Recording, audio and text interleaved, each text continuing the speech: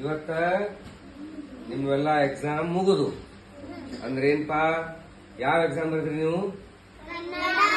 ಹೌದು. ಆದ್ರೆ ಯಾವ ಕ್ಲಾಸಿಂದ ಎಕ್ಸಾಮ್ ಬರೆದ್ರಿ? ಇವತ್ ನೀವು UKG ಕ್ಲಾಸಿಂದು ನಿಮ್ದು ಎಕ್ಸಾಮ್ ಬರ್ದಿರಿ ಅಂತ ಅಂದ್ರ ಇದರ ಅರ್ಥ ಏನು? ನಿಮ್ದು UKG ಇವತ್ತ ಮುಗುದಂಗ.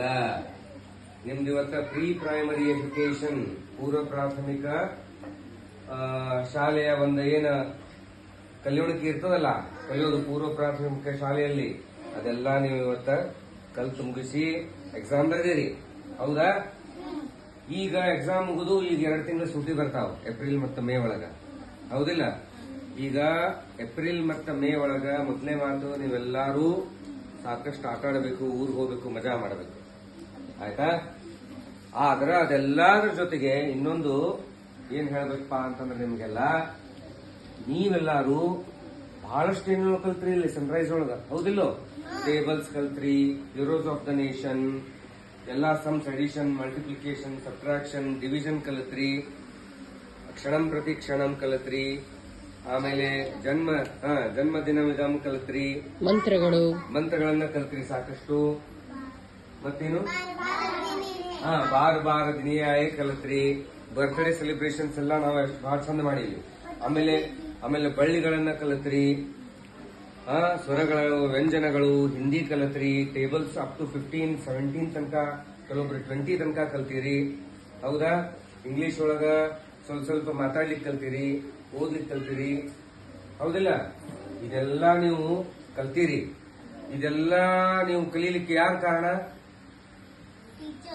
ಅಲ್ಲ. Very good. ಯಾರ ಕಾರಣ?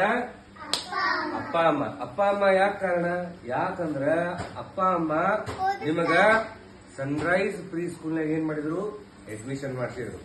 ಅದಕ್ಕೆ ಫಸ್ಟ್ ಏನಪ್ಪ, ನೀವು ಸನ್ರೈಸ್ ಸ್ಕೂಲ್ನಾಗ ಬಂದ್ರಿ, ಆಮೇಲೆ ಇಲ್ಲೇ ನಿಮ್ದು ಲರ್ನಿಂಗ್ ಜರ್ನಿ ಸ್ಟಾರ್ಟ್ ಆಗ. ಸೊ ಫಸ್ಟ್ ಒಂದ್ಸಲ ಆ ಕಡೆ ಎಲ್ಲಾರು ಥ್ಯಾಂಕ್ ಯು ಅಪ್ಪ ಅಮ್ಮ ಅಂತ ಹೇಳ್ರಿ. ಆಮೇಲೆ ಮನಿಗೆ ಹೋಗು ಹೇಳ್ಬೇಕು, ನಮಗ್ ಸನ್ರೈಸ್ ಸ್ಕೂಲ್ನಾಗ ನೀವು ಅಡ್ಮಿಷನ್ ಮಾಡ್ಸಿದ್ದಕ್ಕೆ ಥ್ಯಾಂಕ್ ಯು ವೆರಿ ಮಚ್, ನಾವು ಬಹಳಷ್ಟು ಮಜಾ ಮಾಡೀವಿ, ಬಹಳಷ್ಟು ಕಲ್ತೀವಿ ಅಂತ ಹೇಳ್ಬೇಕು. ಹೇಳ್ತೀರಿಲ್ಲೋ? ಮನೆಯೊಳಗೆ ಹೋದ್ಕು ಎಲ್ಲಾರು ಥ್ಯಾಂಕ್ ಯು ಹೇಳ್ರಿ ನಿಮ್ಮ ಅಪ್ಪ ನಿಮ್ ಪೇರೆಂಟ್ಸ್ಗೆ. ಓಕೆ? ನೆಕ್ಸ್ಟ್ ಯಾರಂದ್ರ ಗಗನ್ ಹೇಳ್ದಂಗ ಟೀಚರ್ಸ್. ಓಕೆ? ಆದ್ರ ನಾ ಟೀಚರ್ ಹೌದು, ಅದು ನನ್ನ ಕೆಲಸನ, ನಾ ನಿಮ್ಗೆಲ್ಲ ಕಲ್ಸಿನಿ, ನೀವು ಕಲ್ತೀರಿ.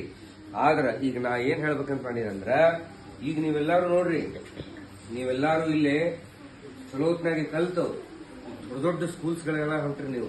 ಹೌದು, ದೊಡ್ಡ ಶಾಲೆಗೆಲ್ಲ ಹೊಂಟಿರಿ. ಅದು KL ಇರಬಹುದು, ಬಾಲ್ ವಿನಾಯಕ್ ಇರಬಹುದು, ಲೊಯಲಾ ಇರಬಹುದು, ರಾಜರಾಜೇಶ್ವರಿ ಇರಬಹುದು, ಚಿಕ್ಕಟ್ಟಿ ಇರಬಹುದು, ಸಾಕಷ್ಟು ದೊಡ್ಡ ಸ್ಕೂಲ್ಗೆಲ್ಲ ನೀವು ಹೊಂಟಿರಿ ಈಗ ಫಸ್ಟ್ ಸ್ಟ್ಯಾಂಡರ್ಡ್ಗೆ.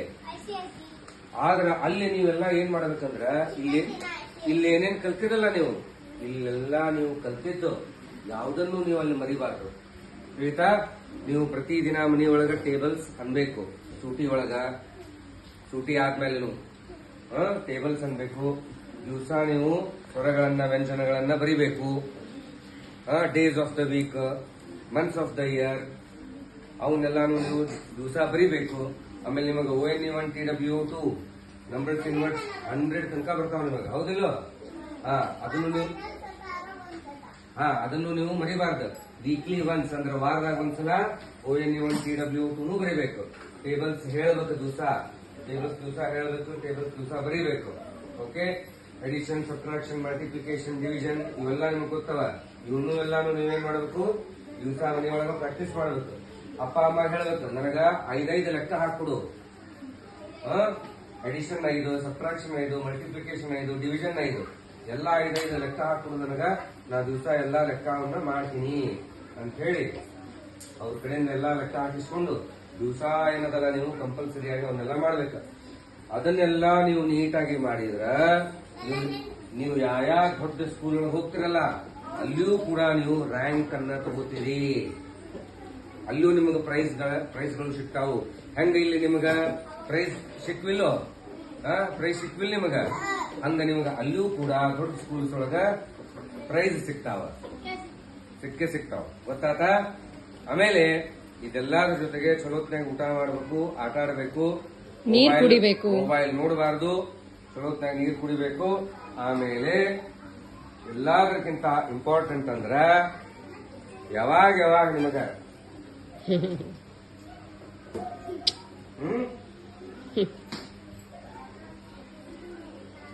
ಯಾವಾಗ ನಿಮಗ ನಾವು ನೆನಪಾಗಿದ್ದಾಗ ಬರ್ರಿ. ಯಾವಾಗ ಸನ್ರೈಸ್ ನೆನಪಾಗ್ತದ ಅವಾಗ ನೀವು ನಮ್ಮ ಕಡೆ ಬೆಟ್ಟ ಆಗ್ಲಿಕ್ಕೆ ಬರಬೇಕ.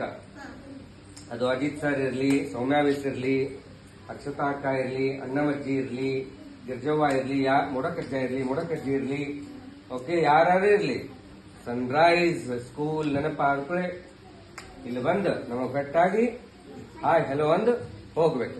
ಗೊತ್ತಾಗ್ತಿಲ್ಲೋ? Okay okay. Happy holidays.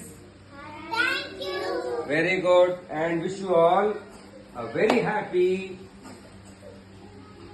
and a successful life. And a successful primary schooling. That is your first standard. Okay? Wish you all a very successful academic years to come in the future. Very good. Keep it up.